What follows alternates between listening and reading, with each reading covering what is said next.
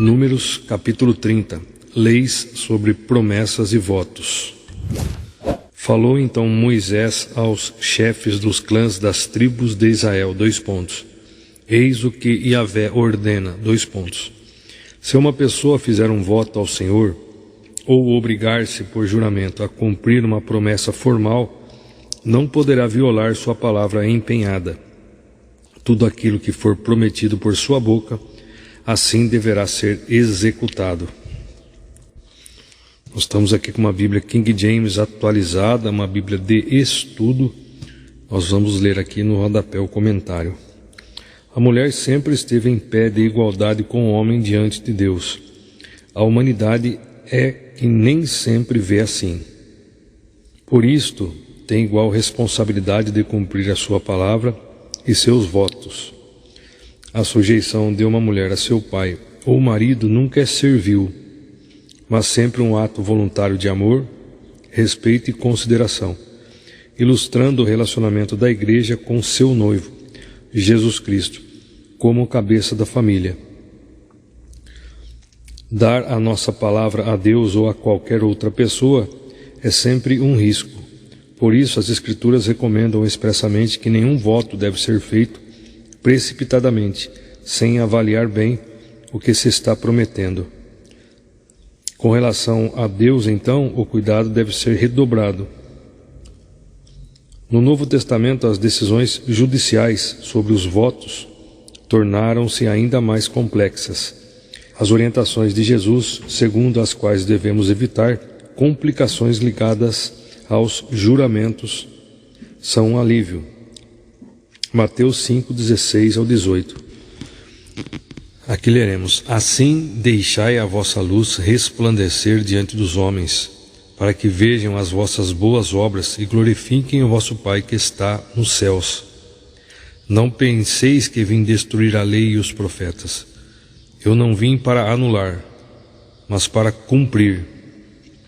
Com toda certeza vos afirmo que, até que os céus e a terra passem, nenhum i ou o mínimo traço se omitirá da lei, até que tudo se cumpra. Veja só, aqui no comentário, a lei e os profetas representavam a totalidade do Antigo Testamento, que incluía os escritos. Salmo 78, 12 ao 16. É um exemplo desses escritos e se refere a Êxodo 7, 12 e Números 13, 22. Fazem parte da terceira seção da Bíblia hebraica. Fecha parênteses. Jesus é o cumprimento das profecias sobre a vinda do Messias e seu reino. Ao mesmo tempo, ele foi o único ser humano a cumprir de maneira plena e fiel a essência da vontade de Deus, não se limitando a uma obediência apenas religiosa, formal e exterior. Jesus levou seu amor pelo Pai e pela humanidade às últimas consequências e enfatizou que toda a palavra de Deus se cumprirá.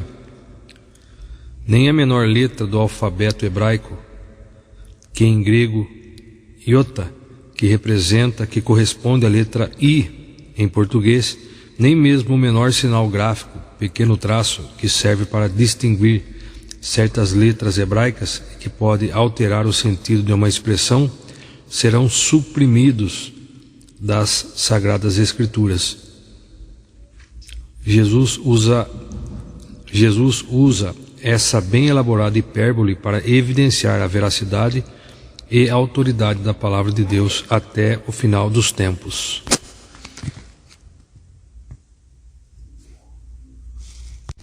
As próprias Escrituras testemunham acerca de Jesus de Nazaré como Filho de Deus, Messias, Cristo, Rei dos Reis, Senhor do Universo, nosso Salvador por toda a eternidade. Marcos 14, 49, Lucas 24, 27, João 10, 35, Atos 18, 24, 2 Timóteo 3, 16, 2 Pedro 1, 20 ao 21.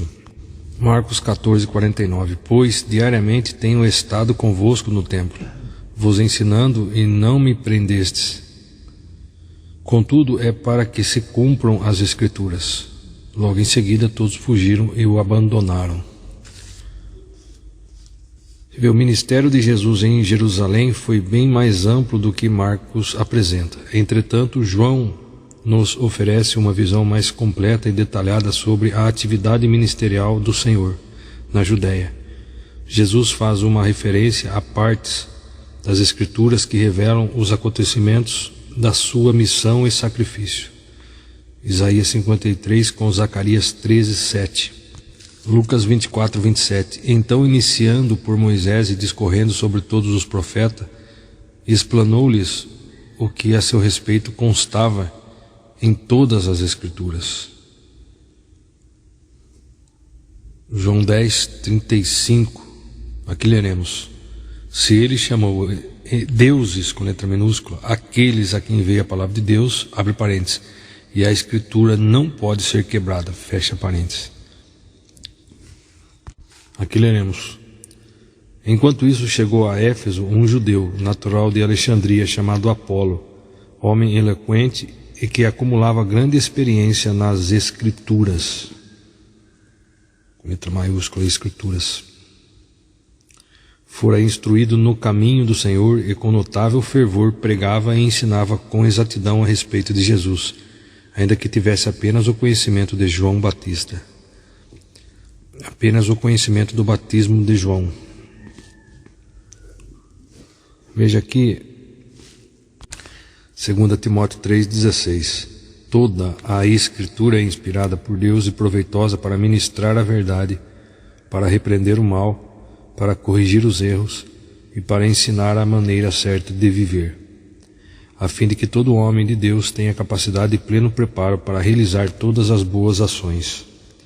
Veja só que Paulo assevera que o Antigo Testamento, bem como as porções do Novo Testamento que já circulavam em sua época, são todas páginas infalíveis escrituras por autores escolhidos, cada qual com sua personalidade, história de vida e estilo, porém todos plenamente supervisionados pelo Espírito de Deus na produção dos manuscritos originais. 1 Timóteo 5,18, 2 Pedro 1,20. Mas nós não devemos nos confundir. O Velho Testamento cumpriu em Jesus. Então hoje nós olhamos para o Novo Testamento, ouvimos o que Jesus fala. Voltando em Números 30, nós estamos lendo aqui no rodapé, dar a nossa palavra a Deus ou a qualquer outra pessoa é sempre um risco. Por isso as Escrituras recomendam expressamente que nenhum voto deve ser feito precipitadamente, sem avaliar bem o que se está prometendo. Com relação a Deus, então, o cuidado deve ser redobrado. No Novo Testamento, as decisões judiciais sobre os votos tornaram-se ainda mais complexas. A orientação de Jesus, segundo as quais devemos evitar complicações ligadas aos juramentos, são um alívio. Mateus 5:16-18, que nós vamos ler lá. Aí continuando aqui, em Números 30, versículo 3. Se uma mulher fizer um voto a Yahvé, ou obrigar-se a uma promessa formal, ainda que jovem, solteira e morando na casa de seu pai, e se este, tomando conhecimento do voto ou compromisso que ela assumiu, nada lhe disser, o seu voto, qual que seja, será válido. Porém, se o pai, no dia em que tomou conhecimento, fez oposição à promessa, nenhum dos votos e das promessas que a moça fez será válido. O Senhor não a tratará com rigor.